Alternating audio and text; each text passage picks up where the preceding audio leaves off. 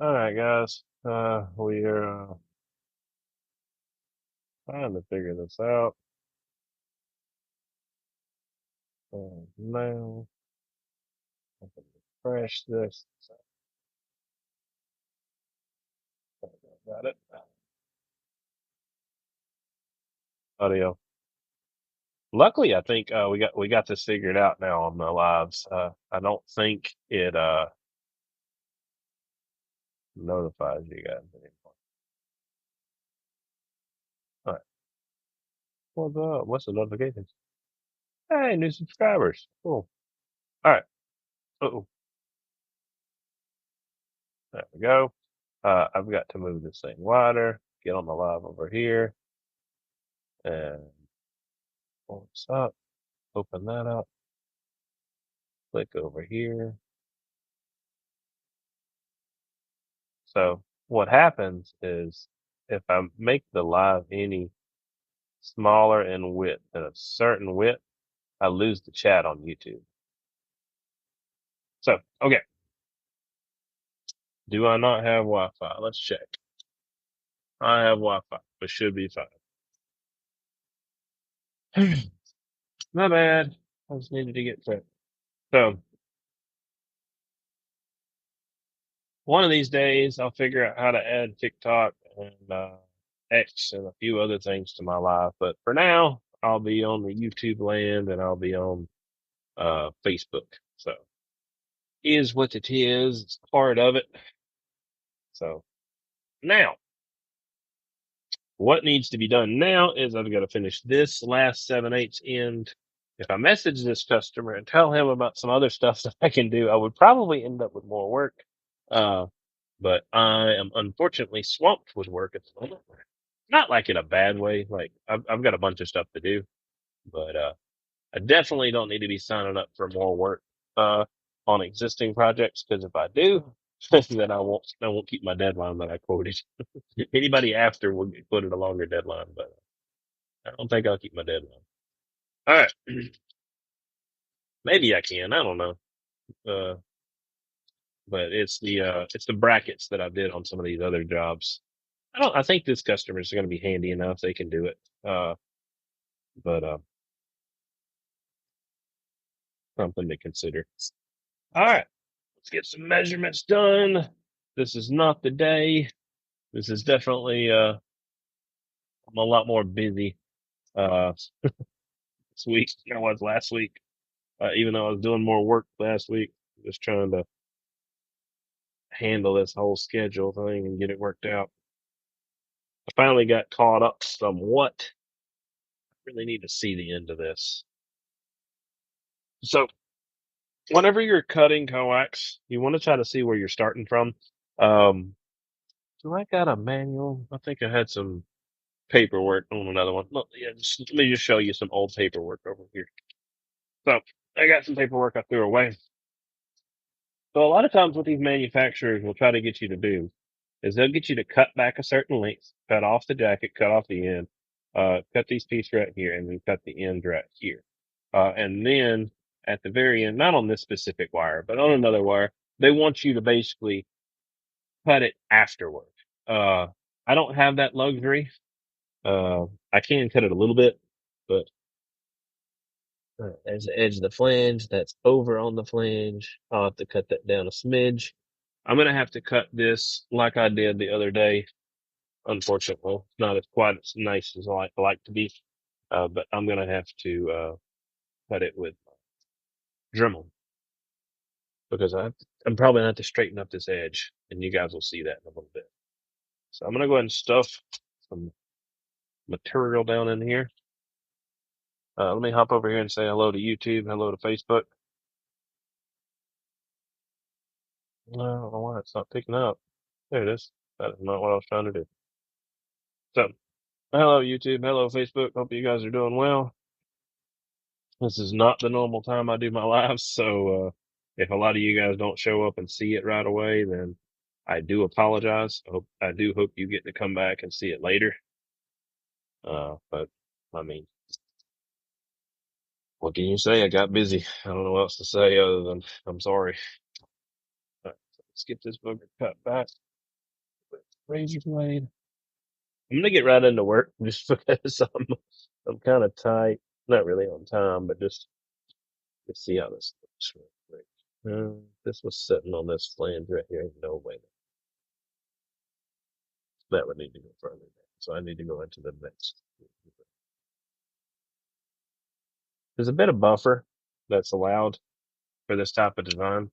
And I like to try to take as little of that buffer on as possible.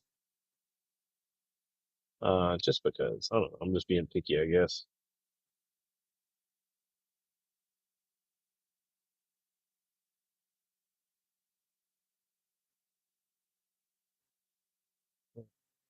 Let's see if, oh, it won't be tight.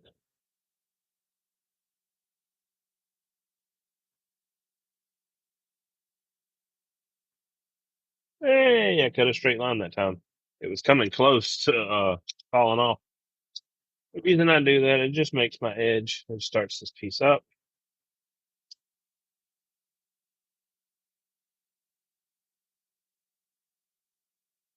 All right.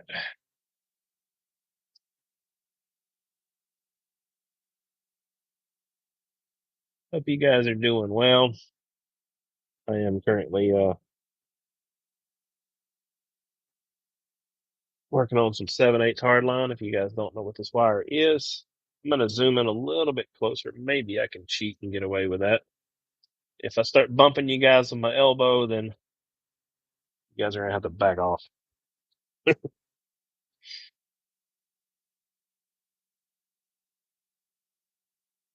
Hopefully I won't have to do that.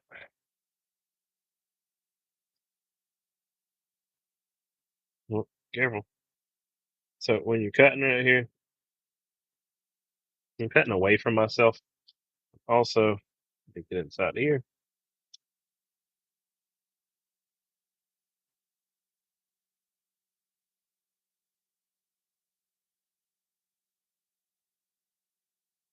Yeah. So you can't put too much tension down. Luckily I didn't, but it was kind of risky. I made a tiny little hit. Whenever I'm cutting, I cut a little too deep and it went to catch right there, and luckily it bounced off. I try to manage the tension that I do. If you cut hard enough with a sharp edge, then it's going to poke a hole no matter what you do. So be careful on that. Um, if you look at this flange, the way it's set up, I'm going to have to cut down just a little bit. There's no way I'm going to be able to cut off of that. Uh, I'll show you guys real quick why that's a problem. So if you look at this flange, it's just not enough of a flange to work with. So what happens is if I push it up, it just won't grab the flange. So what I'm going to do is I'm going to hit down here, right on this lower part of this flange right here. And then, see if I've got enough material to go to that next ridge real quick. So let me, yeah, I do. Can I go down another? No, I cannot. See, that's where I stop. So now that'll sit right in there and it'll work just fine.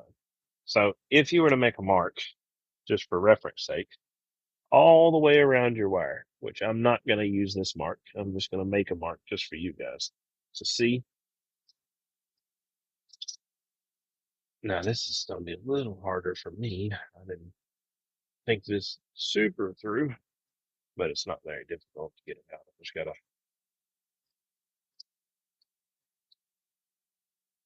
there we go. Cool. I just had to keep it from seating because when you push up and it locks in, then you're kind of stuck and it holds it in place. So if you look at this edge that I've just cut right here, I'm not sure if you can see that on here. What's up, Gary? Hope you're doing well. Been a long time no talk. How you been, Stingray? All right. Now, like I said, I'm gonna go ahead and cut this. I gotta go ahead and get my handy dandy safety glasses for this part. And we're gonna grab my Dremel. I gotta find my cutting wheel real quick though, so give me just a second. I'll zoom you guys. Well, I guess I'll show you guys where I'm going. I'm going over there. See those three drawers on the right there? That's where I got my Dremel parts. So I got this whole freaking spool of coax in my way though. Same time. Ugh. So this wheel is a little bigger. I don't really care to use it that much. So I like to grab This one right here. Not that one specifically. Where's it at? I guess I didn't put the other one up. That's it. Yeah. See, it's just a thinner metal cutting blade. And this one's just a little bit thicker right here. I got another blade in there. This is plastic. We're not doing that though. I could have swore I had another one of these blades that's sitting out. I guess it's on the dribble. Let me check. All right, dribble over here. There it is. Yep. Ta-da! I'll use this one.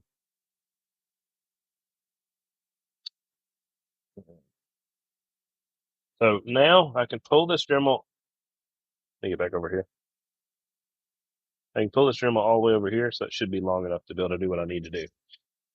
If it is not, you will hear me complaining in just a moment. And what I'm going to do is pull the Dremel off the mounting location. So let's see about turning you guys. I'd say that's a pretty decent spot, wouldn't you? Maybe. We'll complain. You guys are allowed to complain if you don't think it's close enough. All right. Facebook, how you guys doing over there? It looks like y'all doing pretty good. So, like I said, we're going to start our edge, cut it all the way around, and we're going to go ahead and cut this in. Unfortunately, one of the most annoying aspects about this leaves residue. So I'm going to cover up my mat just a smidge, just to save myself a little bit of heartache. This mat's just extra grabby when it comes to like any sort of materials. So if I can not, hopefully the noise canceling working pretty good on this.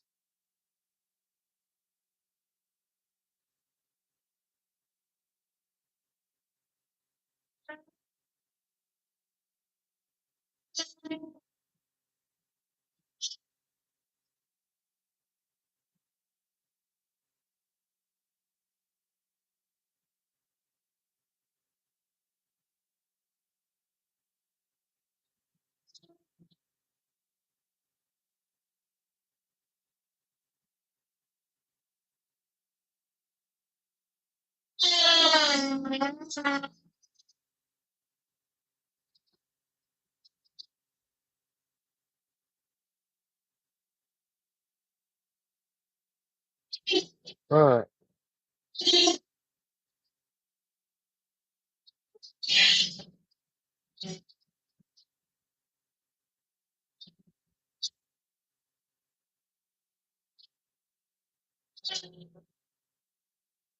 All right.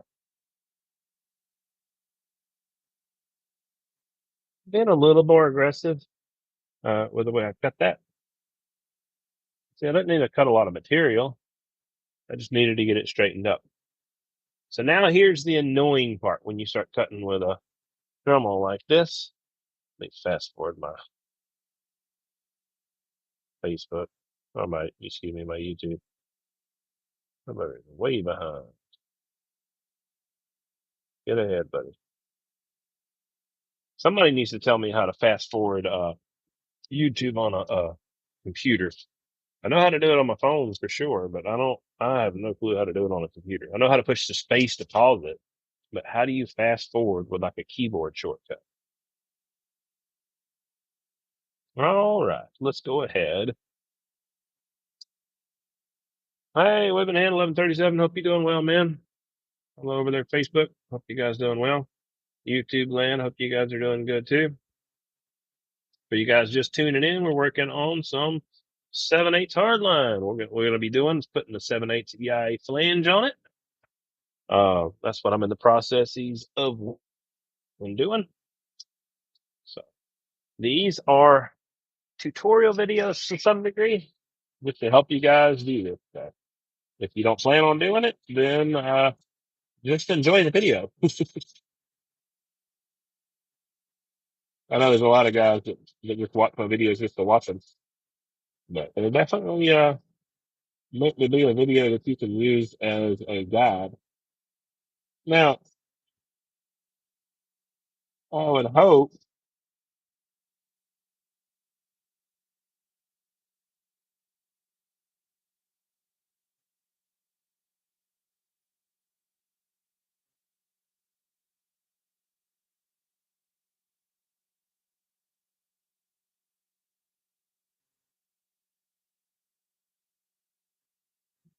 I don't know. I would hope that this is not really a video that gets like taken for personal gain, where somebody else could start doing this stuff and try to like market it for high prices and things like that. I'd hope it wouldn't be used that way, but I mean, it is what it is. I mean, this is the public forum. You can always imagine that somebody's going to take advantage. But for the majority of you guys, it's for you guys. Appreciate y'all. Yeah, yeah, super flexible right here. Hey, waving a hand, 454. Hope you're doing well. Waving a hand, Dirty Bird. Hope you're doing well, man. Seen you hop in, say hello. All right, so next, here we go. But absolutely don't mind this being used for anybody who's, I don't know, just being decent about it. Let's just say it that way. That's what these videos are for. They're for pretty much everybody. There's a very small select group of people who I would prefer not get videos like this. And that's typically the guys that would watch these videos to be able to do stuff personally and then never give credit to anybody that they ever learned. That would probably get on my nerves. But for the most part, everybody else, no, you're good. Just check it out and enjoy.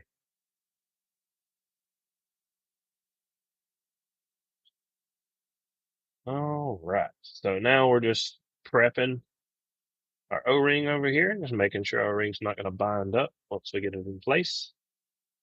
We also have to get our other O-rings out because we have to seal this body of this connector piece right. Yeah. Now, this is where I sliced my finger the other day. Let's not make a mistake like D-Win did. Wherever the heck my thumb's at. This one right here. Nice little slice. I just messed around and cut my hand. So, when you're doing this, I think probably the better choice is just to use the rounded end of, uh, like something like,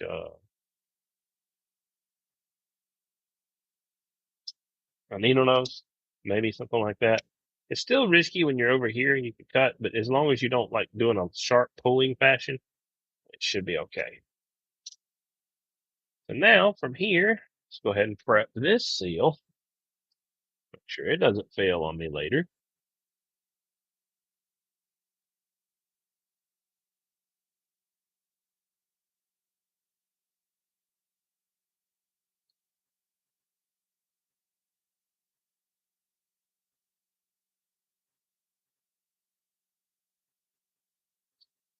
All right.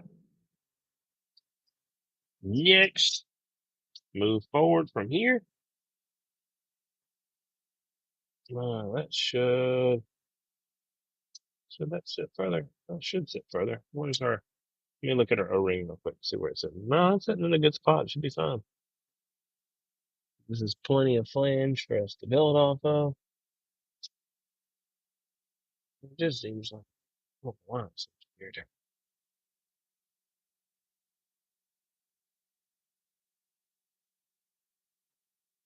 Da-da-da, da-da-da. Hello out there, YouTube land. So now I've got to figure something else out real quick. Let me see if, for whatever reason, I've been slightly aggressive, and I believe that's the case. So what happens is, if you look right here, the end of this connection cannot bottom out. So I've got to cut this one more ring down. I did this the other day. When I was prepping this. I got to keep my hand very still when I'm doing this. I deburred it, but still, it's always risky. Just run that up to the higher flange and just cut this thing back one more. So let's just cut it back to the high edge right in here. Sorry, elbows on a bump, you guys. I did it before I could finish apologizing. So I don't expect you guys to be perfect when you're doing this stuff. That's not what it's about. It's just about not giving up and making sure you're doing it the proper way, understanding connections, and make sure you hooked everything up right. There's no data sheet on this specific brass connector that I'm using right here. Not that I have, at least. There may have been some on the original brass, uh, but it's just not here on this one. So it's just part of it. That's things you have to deal with. Now, you see what happened? See how it sits better on that flange? It actually runs all the way up to the end, and the flange is built over the edge. So very happy with that design. Worked out. Let me zoom in just a smidge so you guys can see maybe. I got a weird position on this thing, so zoom in, pull down, down, down. That should be all right. Something like that. Let's zoom in a little bit more. No, I'm going to regret that. Let's zoom out some. I've done that a bunch of times on this part. I'm working with it, moving it around, and you guys literally can't see the video for 2 or 3 minutes because I didn't realize I was out of the shot. I do be careful with it. I am more careful with those now. So now, the way I do this is I go ahead and start building a flange. Right on, right, so line down for sure. Hey man, I appreciate the fact that my videos are relaxing. That's pretty sweet. I'm like, what am I, the Bob Ross of RF? Now, guys, just use your happy little fingers and make sure you don't cut your fingers. All right, so let's get to work and build this. Sorry, it's a late night, guys. I wasn't intending to stay out this late, but it kind of just turned into that.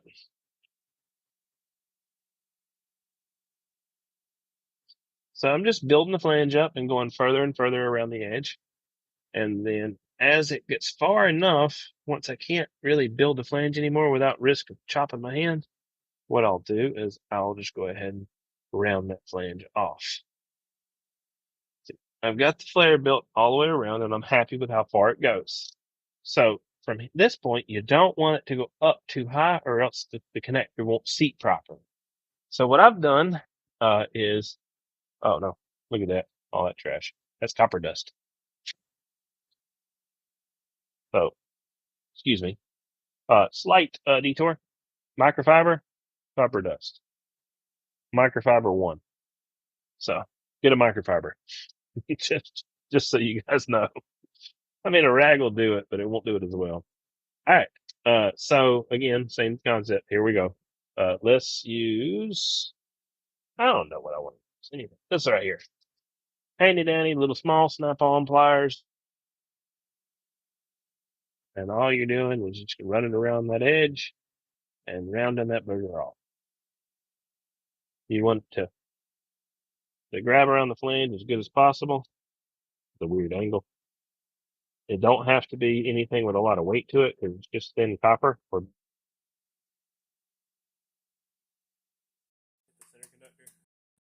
so try to avoid that.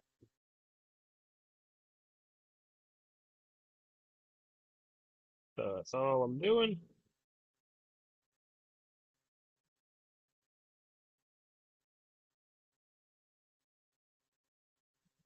Yeah.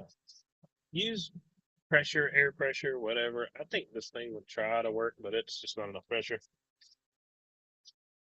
And like, well, a little bit of dust off, but it ain't gonna do much. Uh, what you're gonna have to do is kind of just pick the material. And what I do a lot of times, let's just use this. I've used and I have this right here.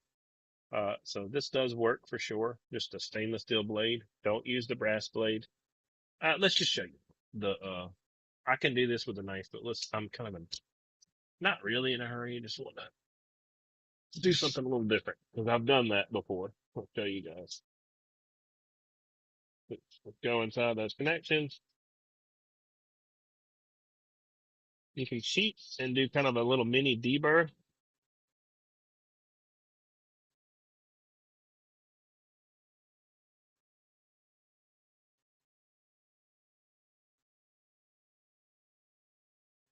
Now, what I'm doing here is I'm just literally grinding some of the dielectric out and throwing this material out of this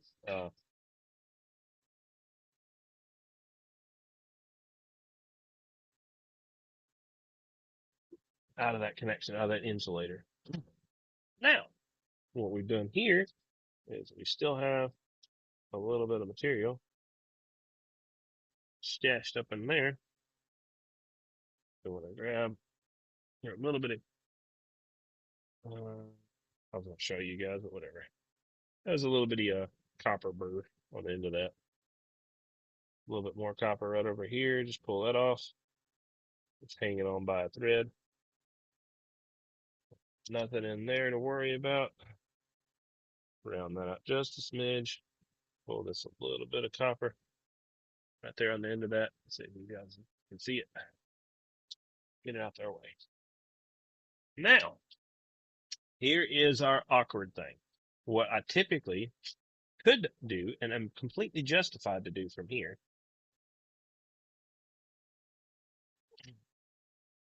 I'll cut myself. All right.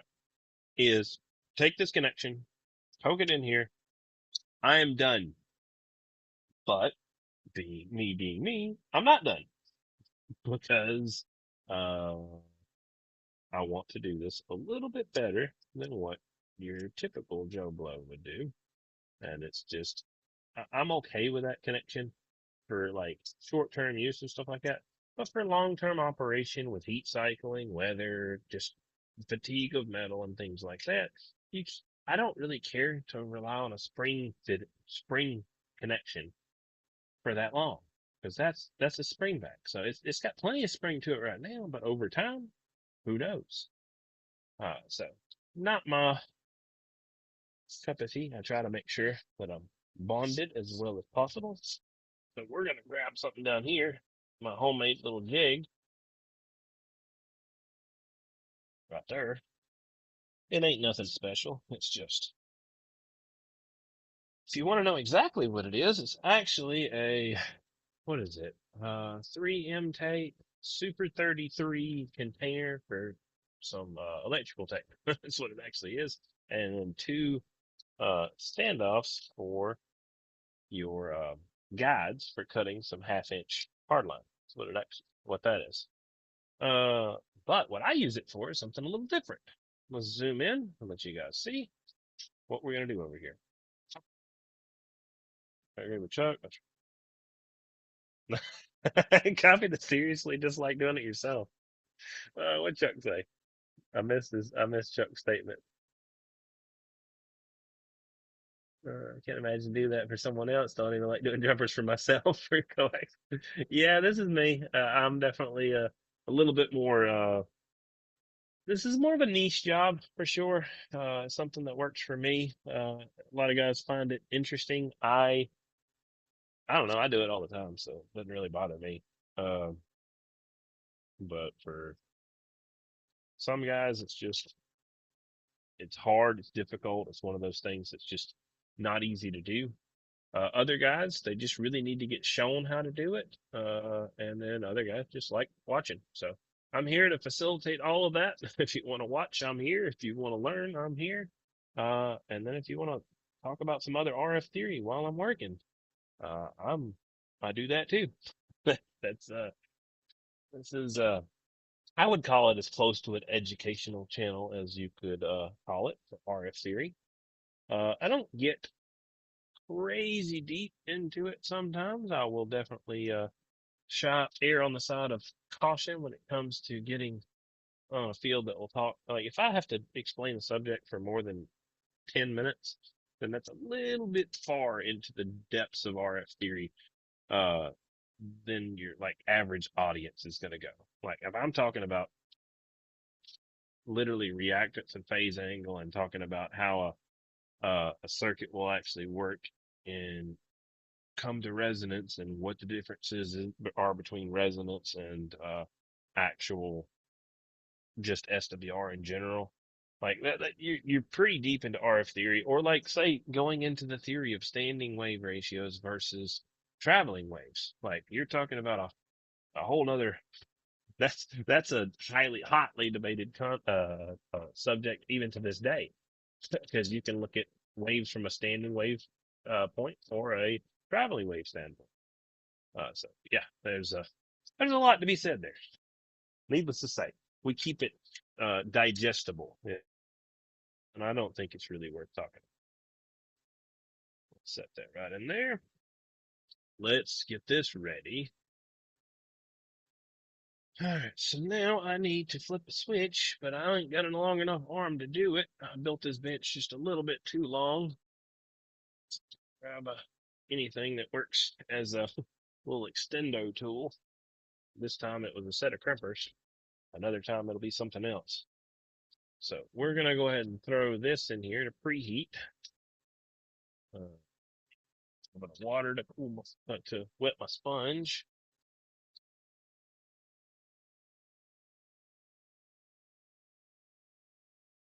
And then what we're going to do is prep this material. I think I probably should zoom out a little bit. It's probably doing a little bit of a disservice to you guys only seeing this. So let's zoom out just a smidge. Let's let you guys see this working over here and then that working in the background. So this right here is just going to be preheating. It's just going to sit in place. I'm going to try my best not to drop this thing on my own lap. All I need to do is just it's kind of annoying to be honest. So let me kind of rotate it just a smidge to get it out of my way.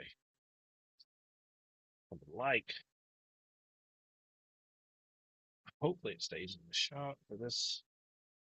This is all part of the process. Maybe you guys will kind of see what I'm doing. But also at the same time, I'd really prefer not to drop a hot soldering iron on my leg, even though I'm wearing some good bridges. Be okay. Well, still got these safety glasses on for some reason. All right, now I got the torch ready. So we're just going to be heating some material over here.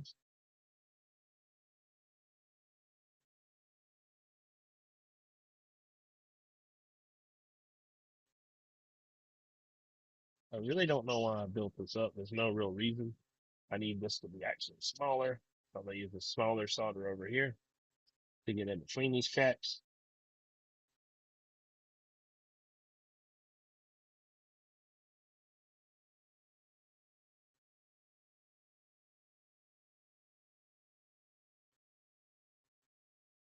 There we go. Cool. That's good. That should be preheating. We're going to add a little bit of material over here. Add it all the way around the edge.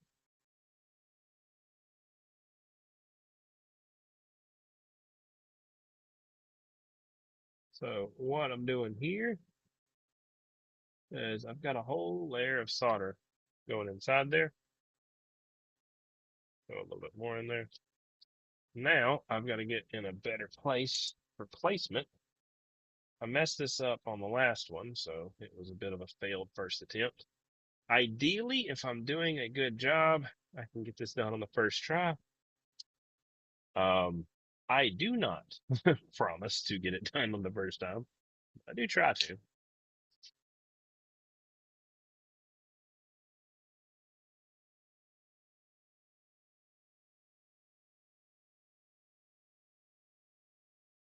We'll preheating some material.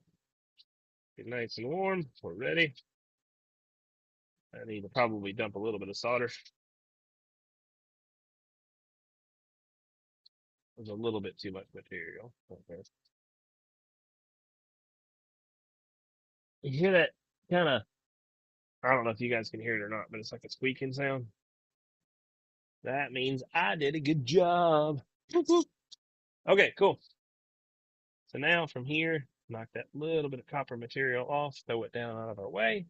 Now I have to go ahead and go quick. Probably a little bit too much of a victory dance.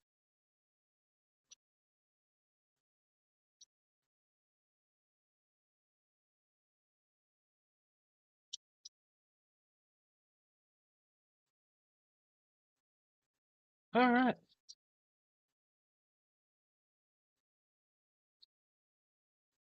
So what happened was I went ahead and bonded that connection. Everything worked and lined up about perfect. Now, the last moment of truth is making sure our alignment is done. The way we check that is one, get this thing tight first.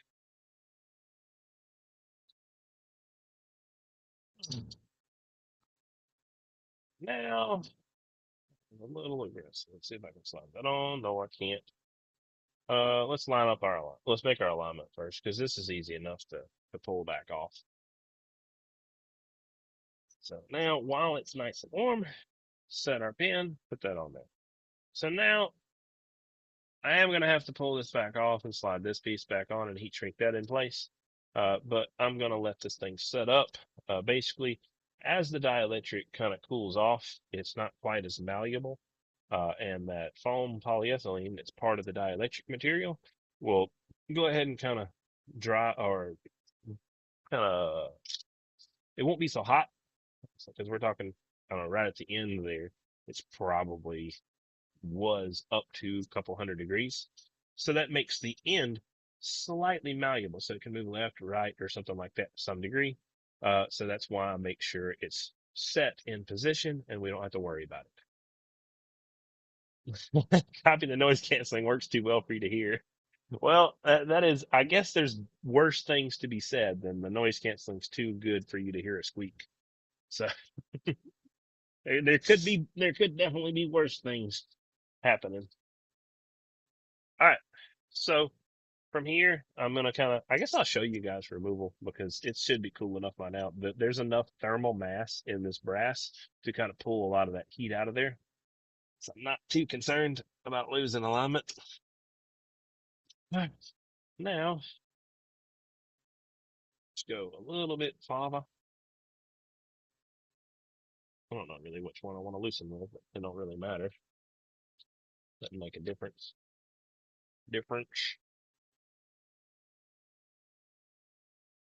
Just break it loose. And now I don't have to pull the whole piece apart. I can kind of show you guys how this clamps. That's actually would be pretty cool to see. So you can see how it kind of throws my flange up and locks into place. It stuffs it into that edge right there. So that's how this booger sets up. Back to work. I gotta make sure it sets perfectly. I'm gonna start, and then nothing will change. All right. So now I'll show you as a heat shrink, which is not super special. My thing with heat shrink is I like a lot of heat for a very short period of time. I don't like heating up the material to several hundred degrees over the course of 3 or 4 minutes just to heat up some heat shrink. I find that literally to be nuts.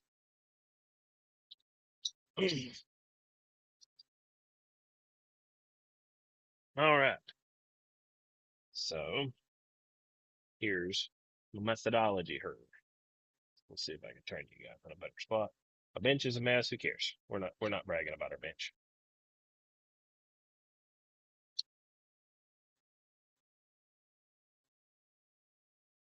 I don't know about where I got you guys set up. I think I'll move you guys over here.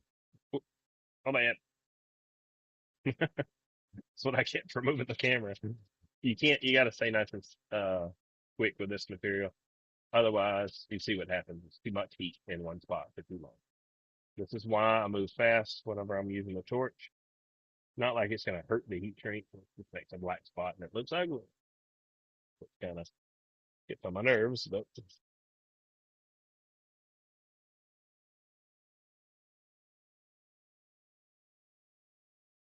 this is doing very little of anything. See, I can actually rotate that one. So I'm not like this big proponent of heat shrink, just so you guys know. But it comes with this material, and it gives some customers solace. But to be quite honest, I have very little faith in heat shrink. This is glue lined heat shrink, just so you guys know. So it's supposed to have a glue liner, and that glue liner is supposed to hold on nice and tight. It's supposed to grip and hold. So I'm actually doing something at my own detriment a little bit. This is still hot. So I'm trying to squeeze the glue and get it to lock into the material and all the grooves and stuff like that. And the edges, I can handle the heat. So just use like a rag or something if you don't feel comfortable.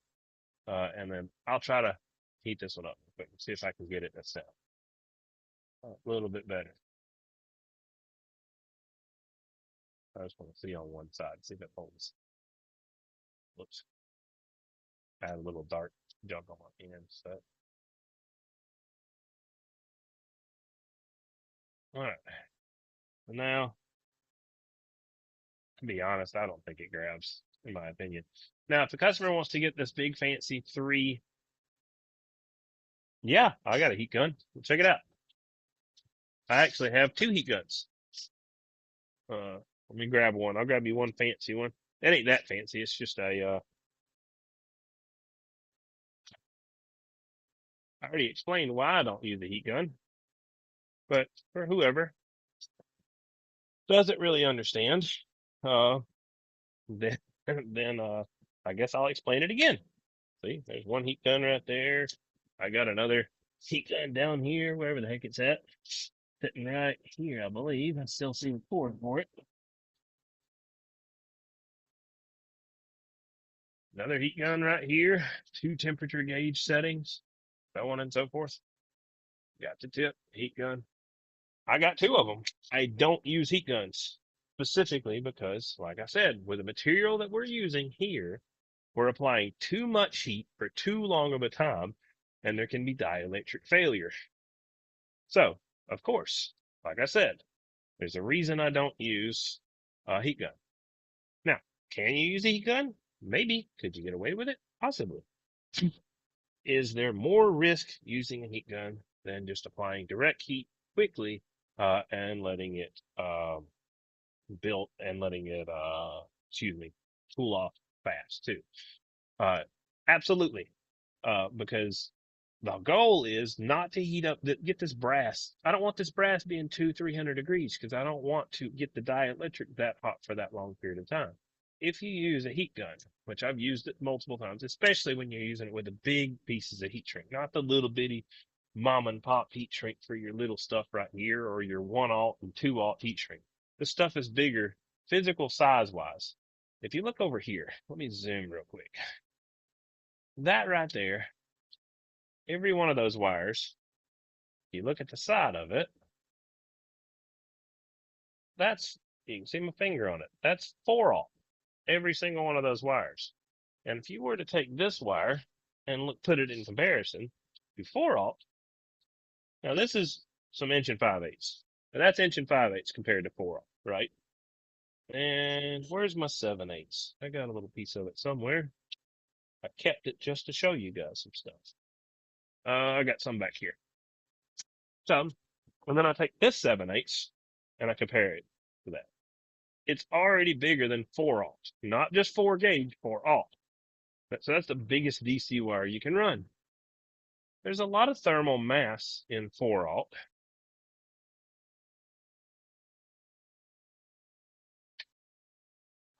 Yeah, this stuff is came with the manufacturer's heat shrink. Now I like some. There's some with some what's it called? Forgot what they call it. It was some Andrew connectors that I had, but it had no some what the heck is that company that used to be owned by them? I got a connector still with it right now. Let me look at the name real quick. Um, it's gonna drive me nuts if I don't remember their name anyway. But yeah, I get the heat shrink comment constantly. That's probably one of the main things that people like to try to comment about. Which, like I said, if you want to use heat shrink, all power to you. You can absolutely do it, especially when you're like on like regular car audio wire and stuff like that. It's fine. It won't hurt that wire at all. You got so much thermal mass in there. It won't do it. It won't do nothing to it. But we're talking about a coaxial cable, something that has a dielectric in it. You don't want to modify or mess with that dielectric too much. Uh, that's why you see me applying that heat for a short period of time, as short as possible, to try to get it to bond. I don't know. It was Andrew's competitor ends is what it was, but they did pretty well. I was pretty happy with them. But yeah, this is what we got right here. What's up, guys? You can see me over here in the little reflection. Um, this is finished. I've got a show you guys right here how this is going to set up. It's going to be like this. I'm going to go ahead and put it together for the customer just because, um, I don't know, just because I can. So let's go ahead and go over to this connector right here. Let's rotate this over and let you guys see. Now,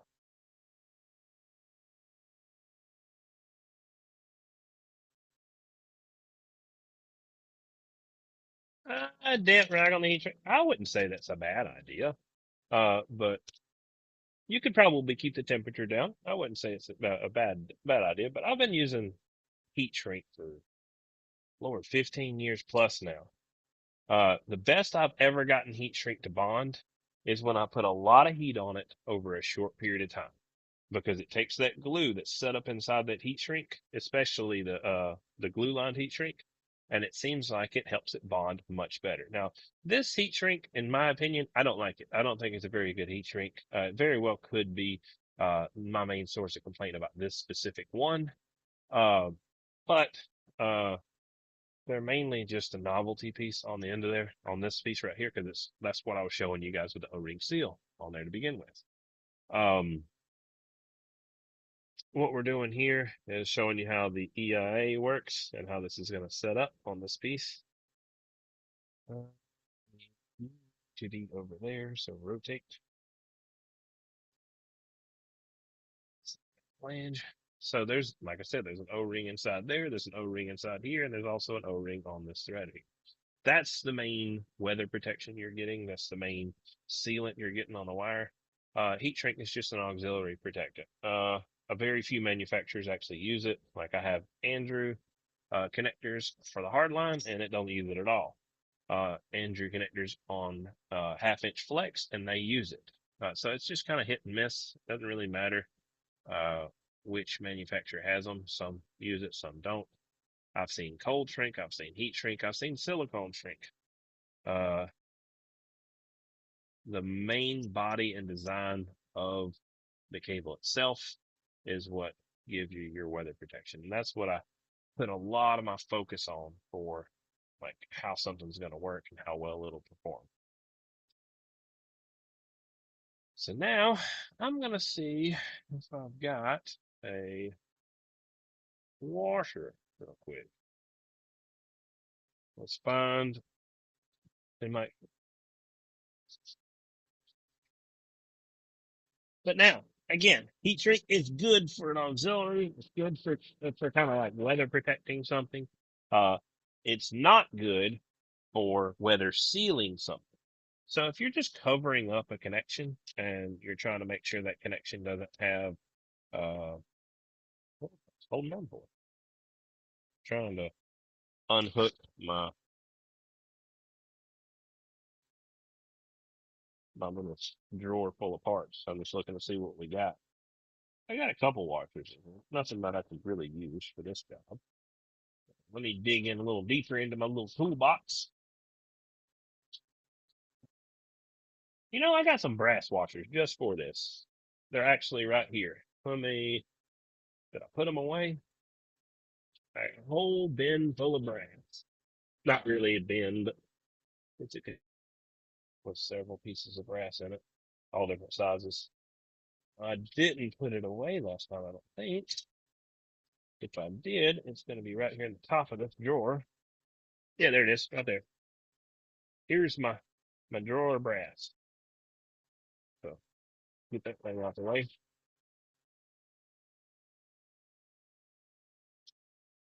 Now, let's go ahead and take a look, see how this is set up. That'll do just fine. But just in case, since I can be a little extra and it don't really hurt my feelings, I got a bunch of washers.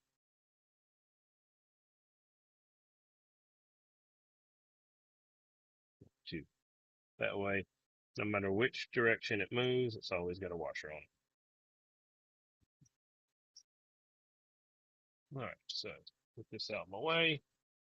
Find my lock washer and washer. These two. And then go ahead and turn shield on this one here.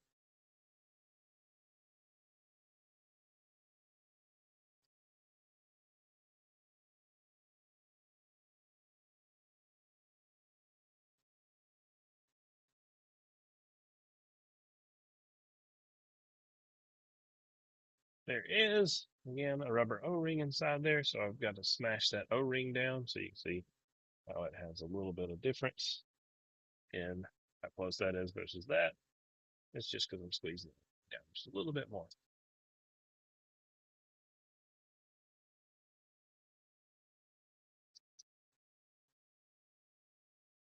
All right, so something like this. We'll go ahead and line this up, rotate this flange around, and now, whoops, I just can't see. Rotate the flange around right here, and then it looks kind of like it's not lined up, but it actually is. It's because of the angle. I'm looking from this angle right here. There is a degree of what's called parallax error when you do this stuff, but you gotta just watch out for it. Where? Can I do this? I don't think I can. No, but anyway. I could use a swivel bit and blah, blah, blah, but I'm not concerned. I'm just going to grab the two wrenches that I need right. We're making some 7/8 hardline with a split feed on the end of it. So this is a coaxial style cable, and it's typically been used in multiple situations, but a lot of guys would know it as the stuff that goes on cell phone towers or goes on radio towers and stuff like that. It's used in hobbyist communities. It's used in, I don't know how much satellite. I'd have to check and see. I'd be curious on that one. But it's used in anything to do with communications. This stuff is rated for well into the gigahertz range, so there's definitely plenty of applications that it would be used in up in the higher ranges. How heck size is this? I thought it was a 10. Maybe it's a 10 millimeter, because 10 millimeter is slightly larger than the 3/8 is. I'm pretty positive. I know it's not a 7/16. That's what we working on here. I'm actually fairly well finishing, but you guys are seeing some of the stuff that you won't see in a lot of other applications. They make types of terminations that are like this, but they're rare. So now there is rather than heat shrink, there is something I do recommend for guys to do when they're working with this stuff. If you're going to do a traditional split feed like this, not a traditional, but a connector based split feed like this, is to plus black. I like it much. I don't recommend heat shrink at all for that because the braid, it'll just wick right through and it won't do anything for you. All right. This is for an antenna. Yeah, it's not an antenna, but it's a coaxial. They make a type of coaxial like this. It's, believe it or not, it's just got a bunch of holes cut in it, and it's actually an antenna for inside buildings. So if you were trying to radiate, say, an RF signal over a long period or a long distance inside of a structure, what you'll do is you'll actually cut holes at specified distances in the coax itself, and it can actually be an antenna. But no, this one specifically is not. This is just a split feed for connecting to center conductor and to connecting to shield here or to driven element and counterpoise here. So this could be connected to a dipole of many different designs. There are many stud mounted style antennas, and that's how it's set up for. And then it'll go into whatever equipment that it's running into here. Just for an example, some of your broadcast stuff will use this, which is a larger EIA. this one right here. Don't have any smaller ones, unfortunately, but I can show you this. This is not exactly how this will work, but I will show you anyway. This is another EIA right here, and this is a bird connection. So technically, you could take this bird meter right here. Oops, excuse me. Take this bird meter right here, dual line section it off with a normal SO239 and connect this right here directly up to that connection. Technically, that wouldn't be used just because there is power limits on this design. But if you're looking for low attenuation, but also trying to stay with a specific style meter, then that would be the case. Typically, people who are running this are not going to be running these. They will be running those. So those pieces right there. That is what we're working on. So I appreciate you guys. Hope you guys enjoyed the video. There's probably more I could do, but I am out of parts. I've got another harness coming in, a 1/2-inch flex harness. I'm going to be working on this RG400 here shortly. I'm going to be putting a pretty new connection, nothing super new to everybody, but new to me offering it. It's going to be a quick disconnectable antenna connection. So it's basically going to be able to be unscrewed and screwed on and off with a smaller connection. So you can route it through small areas and work with it. This one right here is going to be done. What if you hook up a 2 million microfarad capacitor up to that?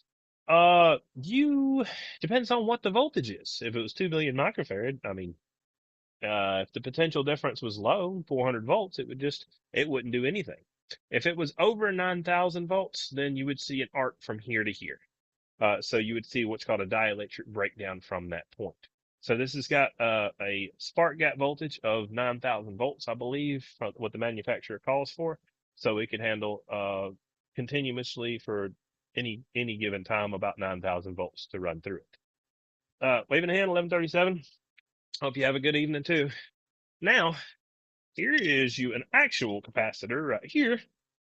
This one is good for, what is this one? I believe this one's good for 15,000 volts is what this one's good for. And then I've actually got something pretty neat. I doubt I'll do it for any of these videos, but just because you mentioned it and because I'm a bit of a, I don't know what you would say I am, but let's just show you real quick. Let's get on down here, move on around. Got some 393 right there. But that right there will go up to about 70, actually really it'll go about to 90,000 volts. So that is what's called a dielectric strength tester. And I have actually measured dielectric strength of specific materials.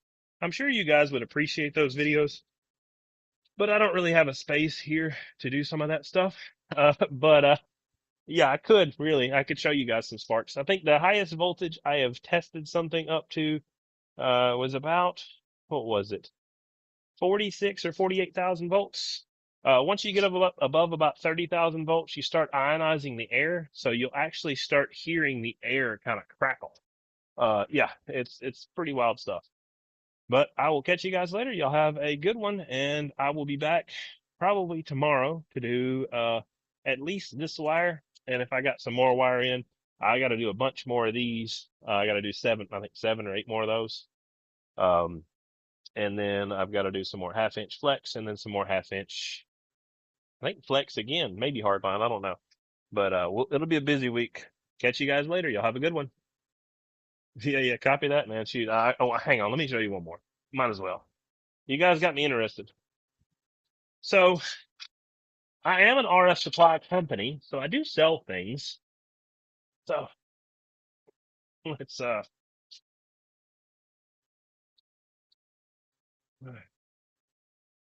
this is a rather large capacitor.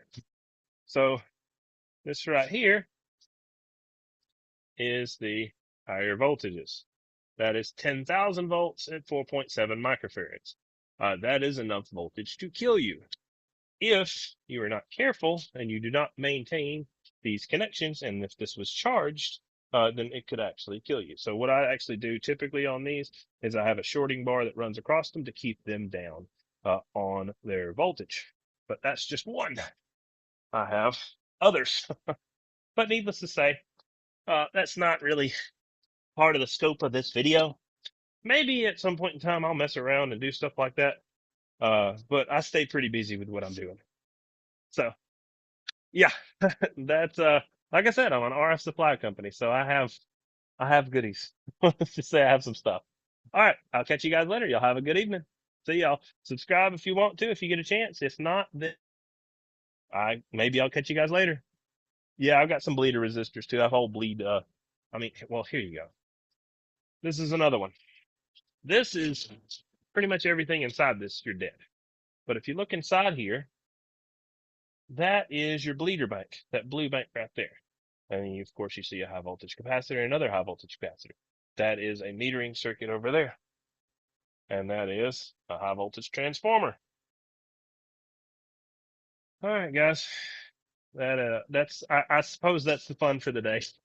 Like I said, I do lots of fun stuff here. But as of now, I'm working on coax. So I gotta get more stuff done. All right, see y'all. Y'all have a good one.